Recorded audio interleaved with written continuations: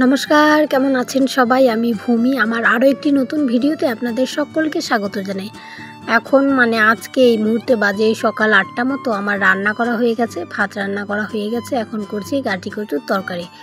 তো সেই তরকারিটা ঠিক মতো সেদ্ধ হলো কি হলো না সেটা একটু দেখে নিলাম। এখন বাবার জন্য বেড়ে নেবো ভাত, তারপর মা আর আমি মিলে খেয়ে নেবো। আর ভাই তো এখনও ফেরেনি, ওই যে গতকালকে দিদি বাড়ি চলে গেছে ভাই। আজকে তো এখন সকাল, সবেমাত্র সকাল শুরু হয়ে গেছে। কি করে ফিরবে জানি না, বিকেলে ফেরে কি ফেরে না দেখা যাক। রান্না খাওয়া দাওয়া সেরে আজকে ভাবছি রান্নাঘরটা একটুখানি গোছাবো। ওই যে এই কয়েকদিন দিদিরা ছিল, তো ওই জন্য উনানে বড় হাঁড়িতে রান্না করতে হয়েছে। সে হাঁড়ি পড়ে রয়েছে, গ্যাসের একটি হাঁড়ি, দুটো হাঁড়ি আর তিনটে মতো কড়াই। একটি হলো গ্যাস ওভেনের কড়াই আর দুটো হলো উনানের। তো অনেকগুলো বাসন হাঁড়ি বাড়িতে জমা রয়েছে, রান্নাঘরে এতগুলো তো এখন আর দরকার নেই। তো ভাবছি আজকে সেগুলোই মেজে রেখে দেবো, পরিষ্কার করে নেবো আর কি।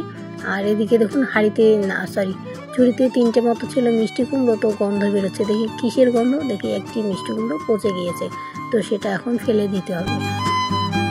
এই মিষ্টি কুমড়োগুলো হলো আমাদের নদীর ওই পারে যে ছোট্ট বাগান মতো রয়েছে, ওখানে বাবা করেছিল গত বছর। তো অনেক হয়েছে, ছোট ছোট হয়, একটু বড় হয়, আবার পচে যায়।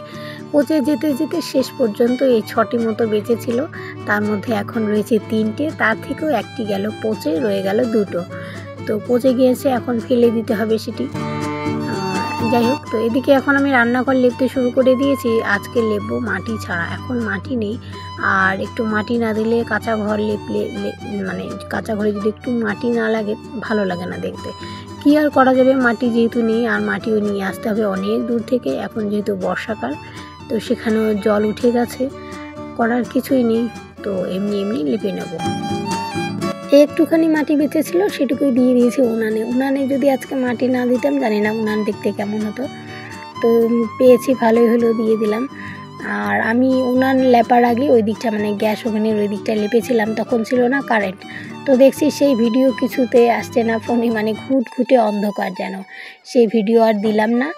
তো এই যে দেখুন, আমি যখন উনান লেপছি কারেন্ট আসছে, এই যাচ্ছে, কোনো ঠিক ঠিকানায় নাই। আমাদের এদিকে এরকমই হয়, কারেন্ট এক্ষুনি আসছে এক্ষুনি যাচ্ছে। তো যাই হোক, লেপে নেবো অন্ধকারের মধ্যে।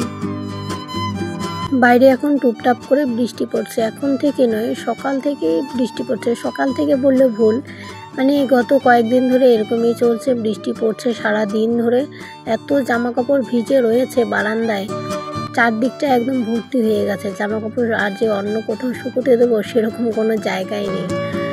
তো খড় লেপে নেব, তারপর যে বাসনপত্র যেগুলো ছিল সমস্ত কিছু, আমি এঁটো বাসন যা কিছু ছিল সব কিছু কলপারে রেখে এসেছি। না, আগে খড় লেপে নিয়ে তারপর এঁটো বাসনগুলো মেজে নেব। আর বাসন মাজতে মাজতে আজকে আমি একদম ভিজেই যাব, যেহেতু বৃষ্টি পড়ছে।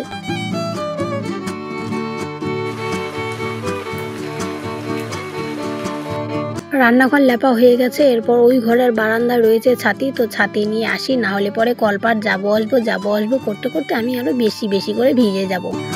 তো ছাতি নিয়ে এসে দেখছি যে রান্নাঘরে আরও কিছু বাকি রয়েছে নাকি, তো নেই। রান্নাঘরের দরজা দিয়ে চলে এসেছি কলপারে। এই যে দেখুন এতগুলো বাসন জমা হয়ে আছে, সেগুলো এখন মেজে নেবো। যেগুলো এঁটো বাসন সেগুলো তো তাড়াতাড়ি মাজা হয়ে যাবে, আর উনানে যেগুলোতে রান্না করা হয়েছে সেটা একটু মাজতে বেশি সময় লাগবে, তো মেজে নে। আর শিলনোড়াটাও বাইরে বের করে নিয়ে এসেছি, ওই যে ডাল বাটা হয়েছিল, তো সেটাও পরিষ্কার করে নেবো। আজকে একদম ঝাঁ ঝকঝকে করে ফেলবো, আমার কাছে ঝাঁ ঝকঝকে করে ফেলবো আর কি। বাসন মাজা আমার হয়ে গেছে, আর এদিকে বৃষ্টিটাও থেমেছে, তো ভালোই হয়েছে, আর ভিজতে হবে না। বাসনগুলো এখন এনে রেখে দেবো বারান্দায় বেঞ্চের উপর, জল ঝরে গেলে পরে আমি ঘরে রেখে দেবো। কুমড়োটা ফেলে দিয়ে এখন স্নান করে নেবো, স্নান করে পরে ফিরে আসছি।